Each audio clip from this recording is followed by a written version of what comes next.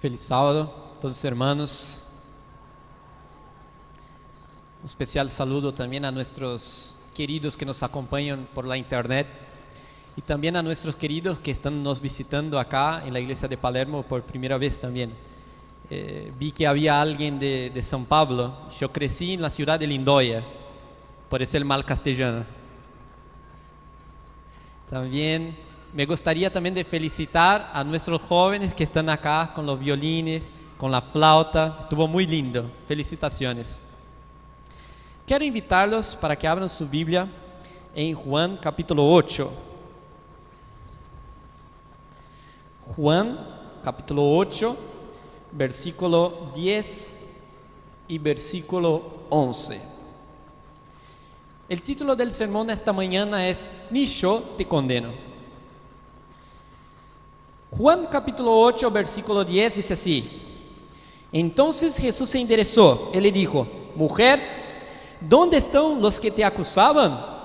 ¿Ninguno te condenó? Ella contestó: Ninguno, Señor. Entonces Jesús le dijo: Ni yo te condeno. Vete y desde ahora no peques más. La primera dificultad que nos viene al mirar este texto es la identidad de esta mujer. ¿Quién era esta mujer? Fíjese que el texto no la identifica. Acá simplemente es llamada de una mujer adúltera. Algunos creen que esta mujer sea la misma María Magdalena que se menciona en el Evangelio, en los Evangelios. Y hay una cita de hecho de Ellen G. White en la Signs of the Times, en la fecha del 23 de octubre de 1879, donde ella parece indicar, no lo habla de forma cierta, sino parece indicar que sí es la misma persona. Pero más importante que la identidad de esta mujer es el encuentro que ella tuvo con Jesús. Mujer, ¿dónde están tus acusadores? Pues ni yo te condeno, vete y no peques más. Al leer esto me vienen dos preguntas que quisiera compartir con ustedes. La primera pregunta es: ¿aquella mujer estaba salva en el momento que Jesús dijo, ni yo te condeno?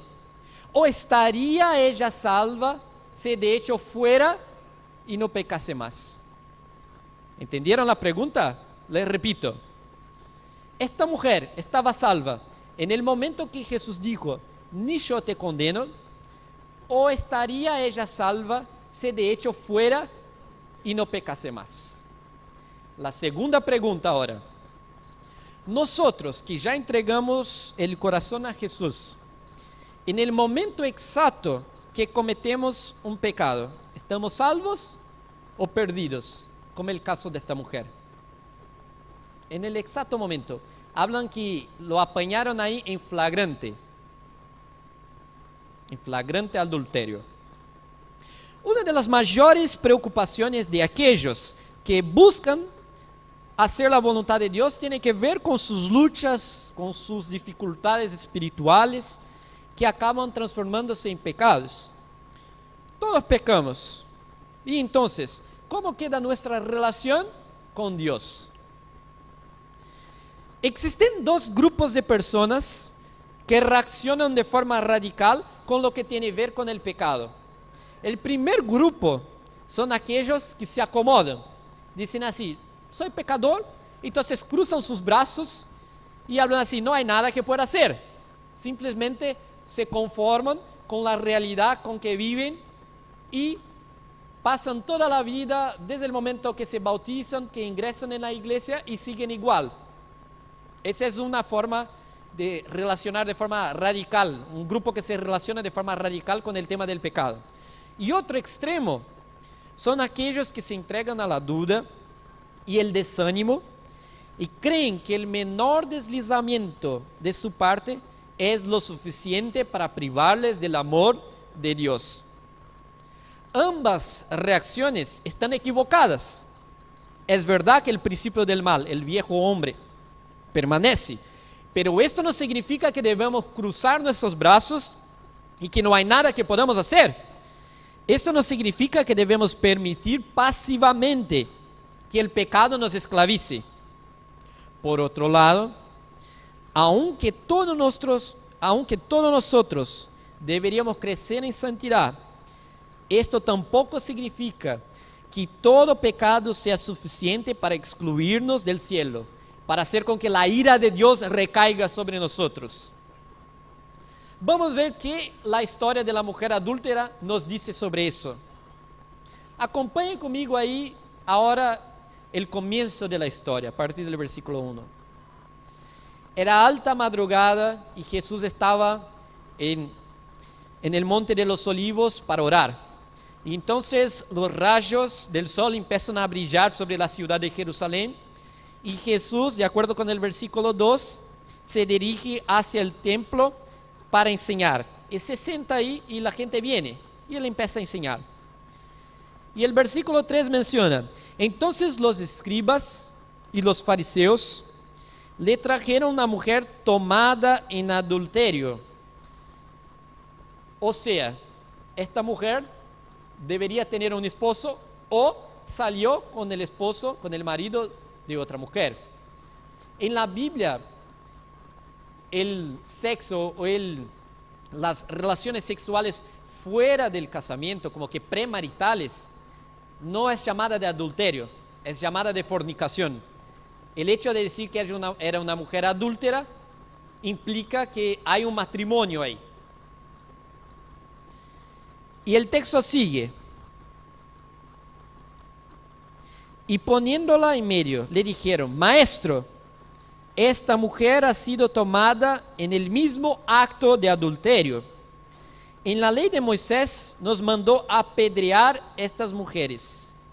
¿Qué dices tú? ¿Pueden imaginar esta escena? Vienen ahí escribas y fariseos trayendo a una mujer ahí adúltera y llegan ahí clamando: adúltera, adúltera, y entonces ponen delante de Jesús y hablan: y ahora, maestre, ¿qué decís? ¿Qué decís? Una situación difícil, ¿no? El relato nos parece indicar que todo eso era una trampa. Y la primera cosa que me viene a la mente al leer este texto es: ¿dónde está el hombre? Ninguna mujer puede cometer adulterio solita. ¿Dónde está el hombre en la historia? ¿Por qué aparece solamente la mujer? La primera pregunta que uno debe hacerse. Segundo punto: ¿por qué la llevaron para el templo?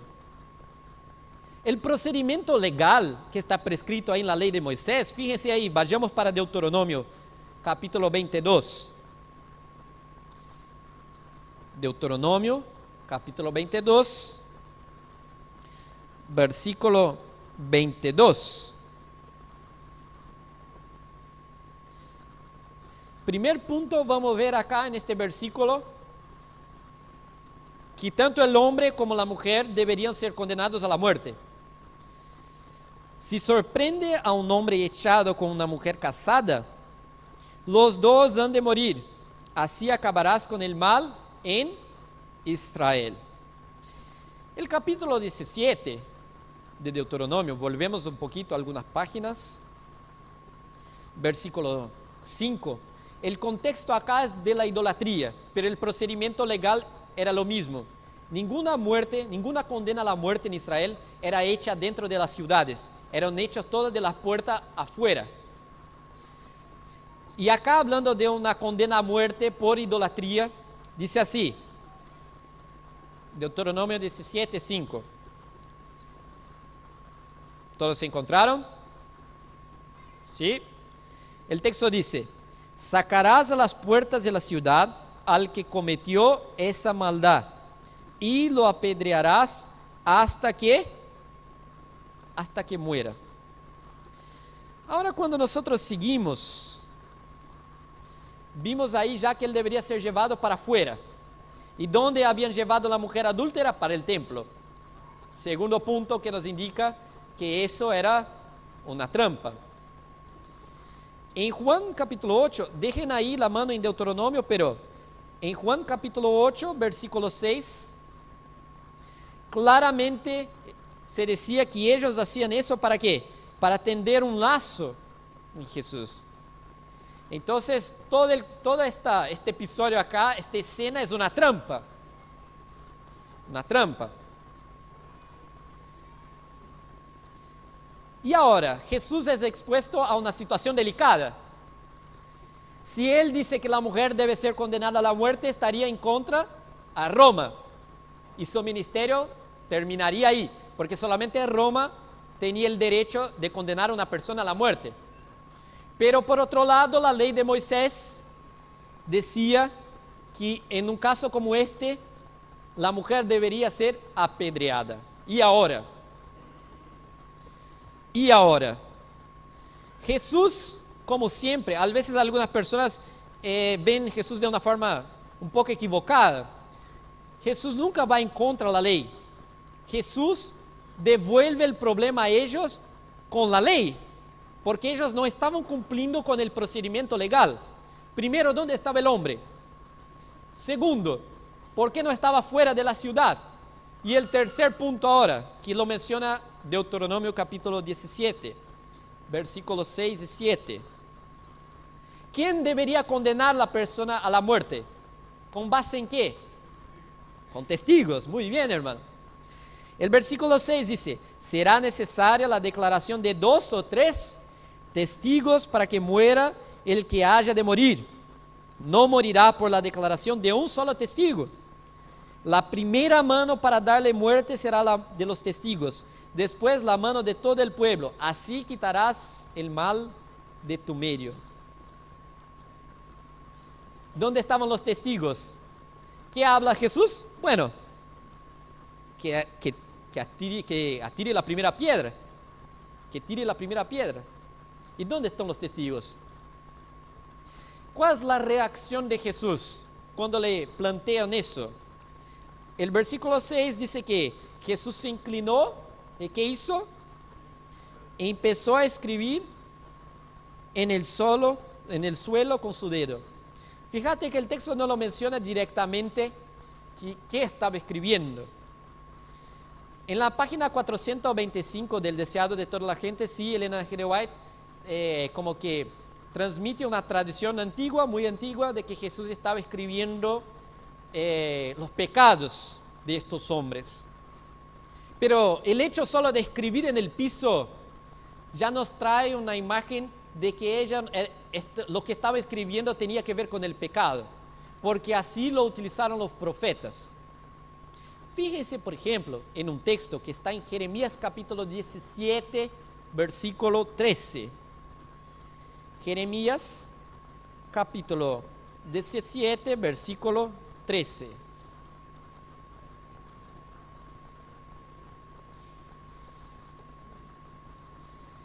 Jeremías capítulo 17, versículo 13.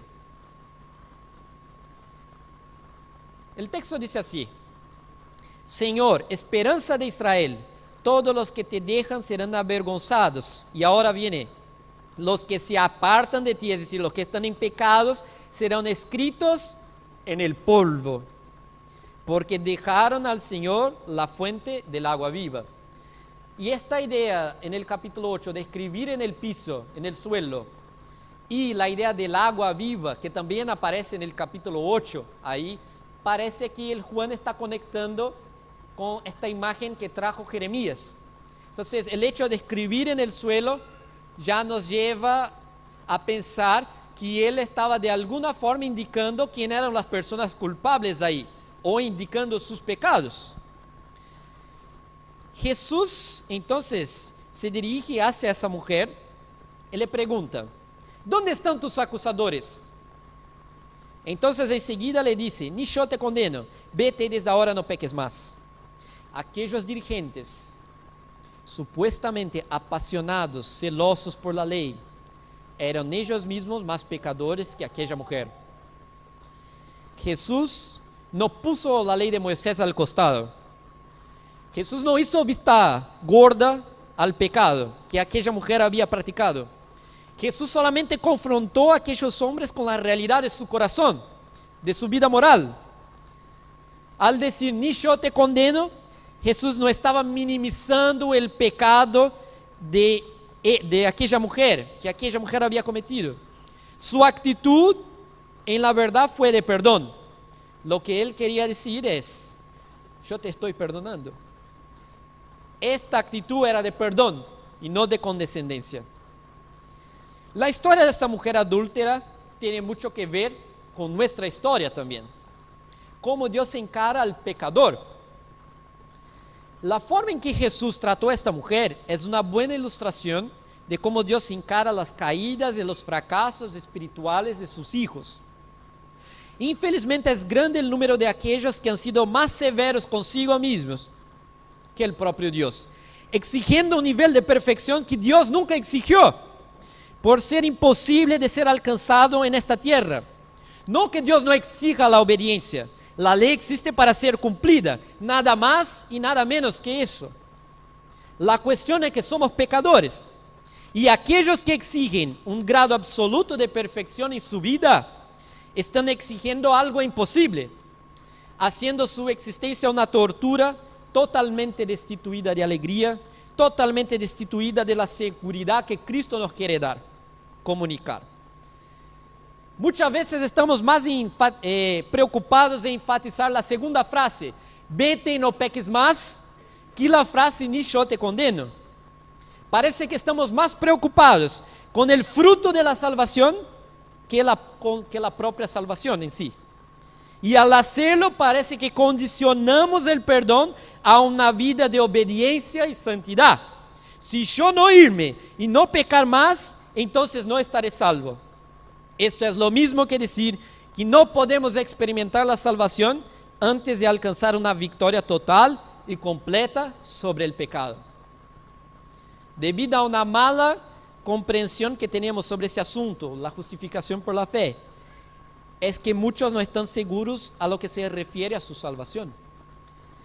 En la década de 90, yo sé que hace un tiempo ya, ¿no? Pero muchas de las personas que están acá en el contexto de esta encuesta que fue hecha con jóvenes adventistas en la década de 90, cerca de 12,000, creo que aún hable de la realidad de la iglesia, porque estos jóvenes ahora son los líderes de la iglesia. Y esta encuesta decía lo siguiente: 80% de estos jóvenes adventistas respondieron que debemos ser obedientes a las normas establecidas por Dios para sermos salvos. 80%. 72% de ellos indicaron que para ser aceptados por Dios tenemos que vivir una vida de plena obediencia. Si no, Dios no nos acepta. 44% de ellos dijeron que creían que la principal énfasis del Evangelio consiste en las normas para el vivir correcto. Y ahora la conclusión de todo eso es obvia. Estamos confundidos cuanto al significado del Evangelio. Necesitamos entender que hay dos tipos de pecados pasibles de haber sido cometidos por el creyente. Entender qué es el pecado es muy importante para entendermos todo este tema que estamos planteando en esta mañana. El primer pecado pasible de ser cometido por un creyente es el pecado voluntario, el pecado de la rebelión, el pecado intencional, el pecado consciente. Cuando Dios habla así, vaya para la derecha, y nosotros decimos así, no, no me voy para la derecha, me voy a la izquierda. En otras palabras, lo que estamos diciendo para Dios es que no estamos ni un poco preocupados con Él, y lo que Él dice no nos importa. Sabemos que es el pecado, podemos evitar, pero no queremos evitar. Ese es el pecado voluntario. Hablando acerca de este tipo de pecado, Hebreos capítulo 10, versículo 26, deja bien claro cuál es la consecuencia de este tipo de pecado. Hebreos capítulo 10, versículo 26 y versículo 27. El autor de Hebreos acá trae las imágenes de los sacrificios en el Pentateuco. Si ustedes se fijan ahí, en el capítulo 1 al 5 de Levíticos, hay por lo menos 5 clases principales de sacrificio. Hay el sacrificio del holocausto, hay el sacrificio por el pecado, hay el sacrificio por la culpa, hay el sacrificio de ofrenda de granos, hay las ofrendas pacíficas, y por más que algunas Biblias tengan el subtítulo así, ofrendas por los pecados voluntarios, no existía sacrificio para los pecados voluntarios. Por más que algunas Biblias traigan ahí el subtítulo, este título ahí arriba, si ustedes examinan el texto, no había sacrificio. ¿Cómo se trataba el tema de los pecados de rebelión abierta contra Dios? Es lo mismo que habla Hebreos acá. El autor de Hebreos está trayendo todas estas imágenes ahí del Pentateuco. Y dice así: si voluntariamente seguimos pecando, después de haber recibido el conocimiento de la verdad, ya no queda más sacrificio por los pecados, sino una horrenda espera del juicio y del furor del fuego, que ha de devorar a los adversarios. En el sistema levítico no había sacrificios para los pecados voluntarios. No había. Aquel que simplemente rechaza la gracia de Dios se pone en una situación difícil. Ese es el famoso pecado contra el Espíritu de Dios, el pecado voluntario. La buena noticia es que siempre hay una oportunidad de volver. Este no es un tipo de pecado que no hay vuelta. Desde que uno esté abierto para arrepentirse, cambiar de vida, Dios le llama para que vuelva. Pero si vos insistís en este pecado, el futuro ya está garantizado. Y en este momento quisiera compartir una pregunta con ustedes. ¿Hay alguien acá en esta mañana viviendo deliberadamente en pecado? Pecados ocultos. No hay sacrificio para el pecado voluntario. Si insistís en este camino, tu futuro está garantizado. No hay dudas. Podés tomarlo eso como una cosa segura. El texto dice: no hay sacrificio. El futuro de aquel que insiste en mantener su vida en oposición a los planes de Dios es el versículo 27. Sino una horrenda espera del juicio, del furor del fuego, que ha de devorar a los adversarios. No hay otra. Es decir, si insistís en estos pecados de forma voluntaria, en rebelión abierta con Dios, tu futuro ya está garantizado y no es bueno. La buena noticia es que puedes volver.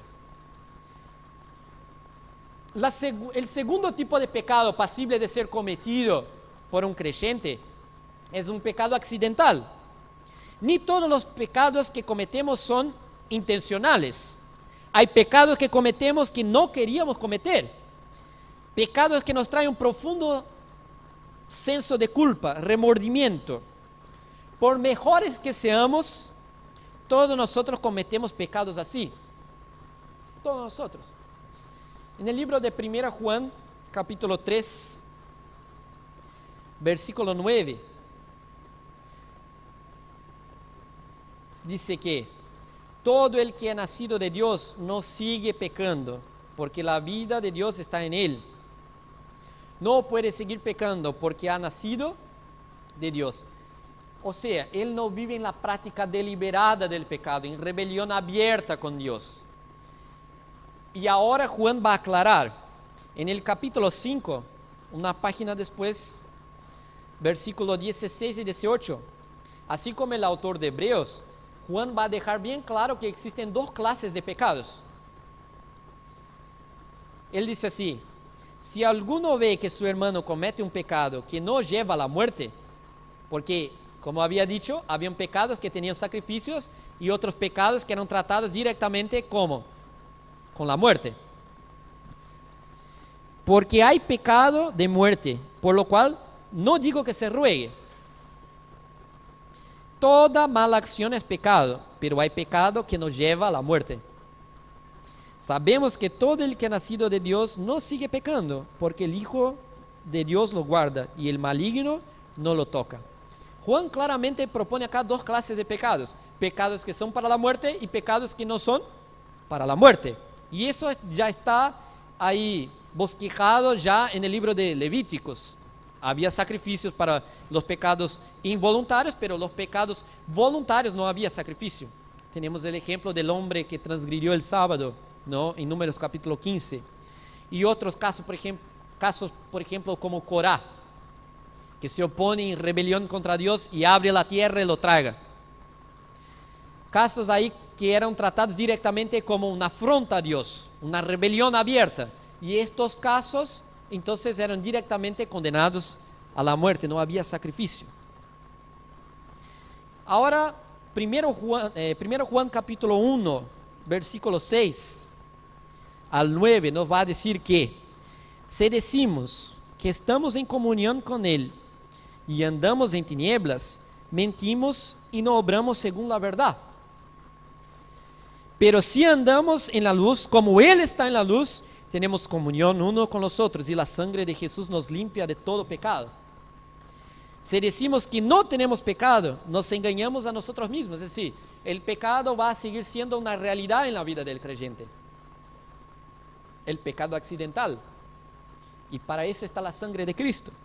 Y la verdad no está en nosotros. Si confesamos nuestros pecados, Dios es fiel y justo para perdonar nuestros pecados y limpiarnos de todo el mal.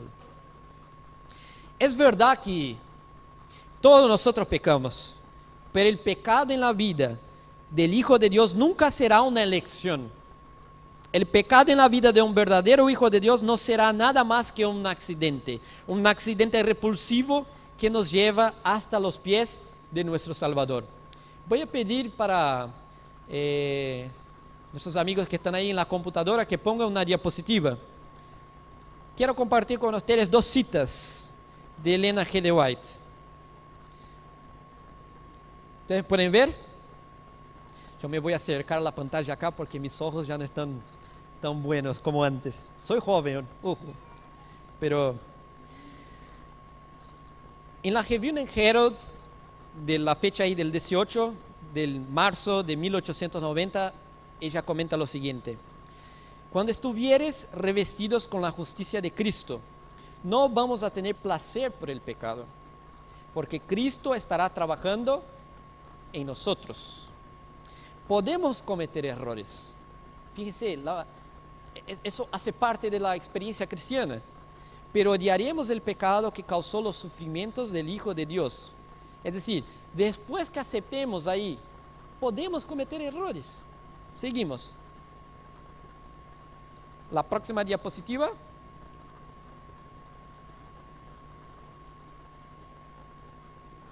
Ahí está. Esto está en la meditación ahí, en nuestra elevada vocación en la página 179. Ella dice: ser inducido a pecar inadvertidamente, sin intentar pecar, sino pecar por falta de vigilancia y oración, sin discernir la tentación de Satanás, cayendo así en la trampa, es muy diferente que si uno planea el pecado y entra deliberadamente en la tentación y prepara una conducta de pecado. Muy claro, muy claro. Es decir, el pecado accidental es una realidad en la vida de todos los creyentes, pero el pecado voluntario es una cosa que debemos abandonarlo por el completo.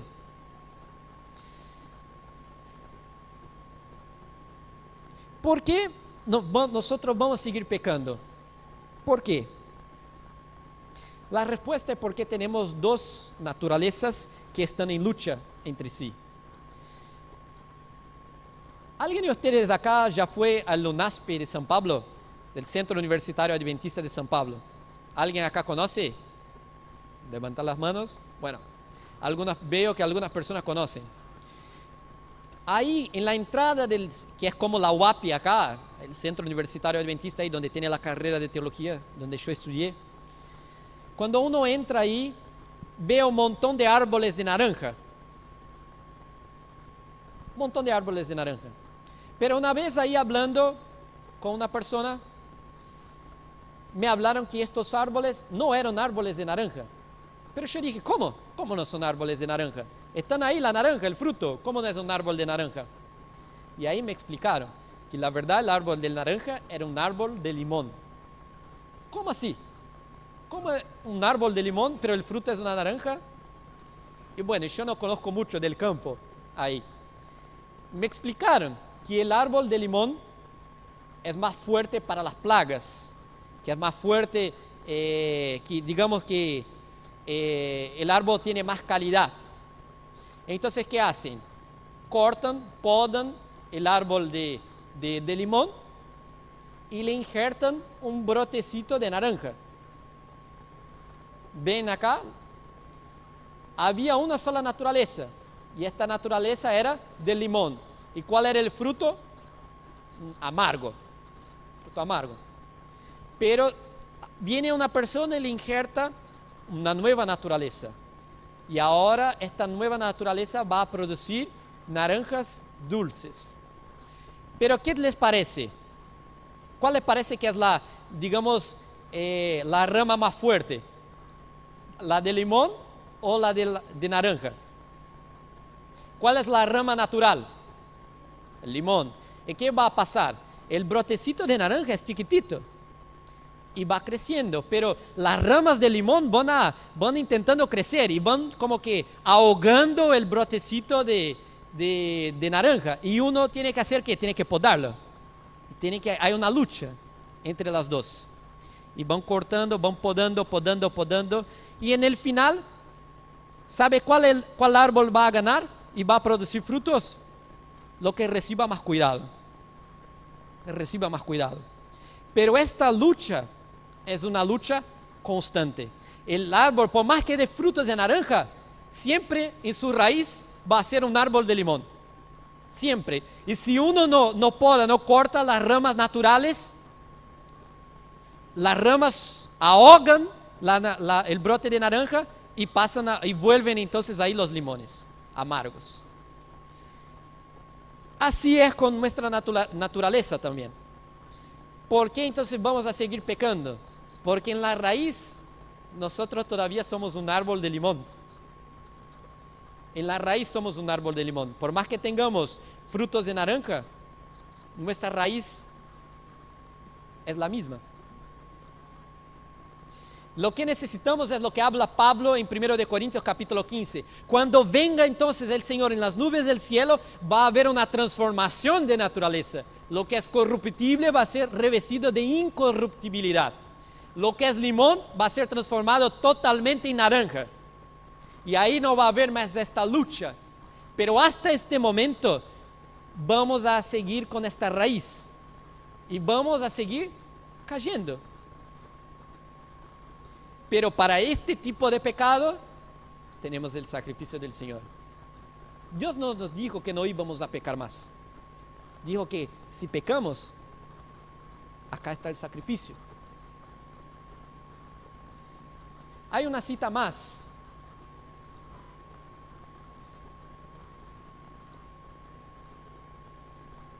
Pasamos la próxima diapositiva. Ahí está, Camino a Cristo, página 64. Hay personas que han conocido el amor perdonador de Cristo y desean realmente ser hijos de Dios, pero reconocen que su carácter es imperfecto y su vida defectuosa, y propenden a dudar de sus corazones han sido regenerados por el Espíritu Santo. A los tales quiero decirles que no cedan a la desesperación. A menudo tenemos que prostrarnos y llorar a los pies de Jesús por causa de nuestras culpas y equivocaciones, pero no debemos desanimarnos. Aun si somos vencidos por el enemigo, no somos desechados y abandonados por Dios.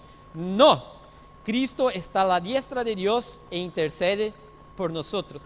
El pecado es una realidad en la vida del creyente. Pero lo que tenemos que tener bien claro es que existen dos clases del pecado y debemos de abandonar por completo los pecados voluntarios. Es decir, yo soy una persona, debemos ser personas que buscan hacer la voluntad de Dios. Pero en este camino vamos a fallar muchas veces. Y las citas ahí lo mencionan, que caímos, pero que cuando caímos tenemos el sacrificio de Jesús. 1 Juan capítulo 2. Versículo 1, dice así: hijitos míos, esto os escribo para que no pequéis. Pero si alguno hubiera pecado, abogado tenemos ante el Padre, a Jesucristo el justo. En el libro Primeros Escritos, en la página 38, Elena G. White habla cómo es esta intercesión. Ella habla que Jesús se pone delante del Padre y intercediendo por el pueblo remanente y le muestra las marcas en las manos y dice así, mi sangre, mi sangre. Y ella va a decir que tenemos un abogado que jamás ha fallado en una causa. Podemos confiar, la salvación puede ser experimentada aquí y ahora y nosotros podemos tener seguridad de eso, porque es necesario mucho más que un pecado accidental para sacarnos de los brazos de Dios, porque para eso está el sacrificio y Él ya pagó por nuestros pecados. Ahora volviendo a las dos preguntas. Había hecho una pregunta, en el exacto momento que cometemos un pecado, ¿estamos salvos o perdidos? Depende del tipo de pecado. La segunda pregunta, ¿aquella mujer estaba salva en el momento que Jesús dijo, ni yo te condeno? ¿O estaría ella salva si de hecho fuera y no pecase más? La respuesta es, en el momento que Jesús dijo, ni yo te condeno. Aunque la salvación no sea algo que acontece una vez para siempre, tengamos la seguridad de que es necesario mucho más que un pecado accidental para sacarnos de los brazos de Dios. Jesús dijo, al que viene a mí, nunca lo echaré fuera. La salvación puede ser experimentada aquí y ahora. Quisiera terminar compartiendo con ustedes uno de mis textos favoritos de la Biblia, que está justamente en Romanos capítulo 8.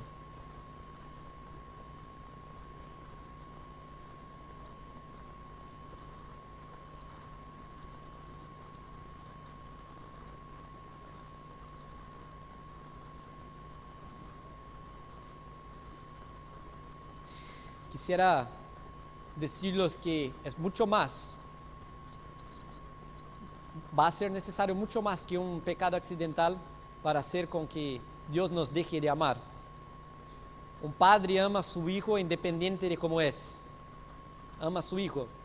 No va a ser por un deslice que no fue intencional que va a amar menos. Y hablando sobre ese amor, el texto nos dice, pero ahora ninguna condenación hay para los que están en Cristo Jesús. Los que no andan según la carne, sino según el Espíritu. Mediante Cristo Jesús, la ley del pecado, la ley del Espíritu que da vida me ha librado de la ley del pecado y de la muerte. Y ahí cuando nosotros vamos para el versículo 31, dice así, ante esto, ¿qué diremos?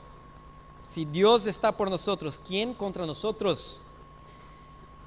El que nos eximió ni aun a su propio Hijo, sino que lo entregó por todos nosotros, ¿cómo no nos dará también con Él gratuitamente todas las cosas? ¿Quién acusará a los elegidos de Dios? Dios es que lo justifica. ¿Quién condenará? Cristo es el que murió, más aún el que también resucitó y que además está a la diestra de Dios e intercede por nosotros.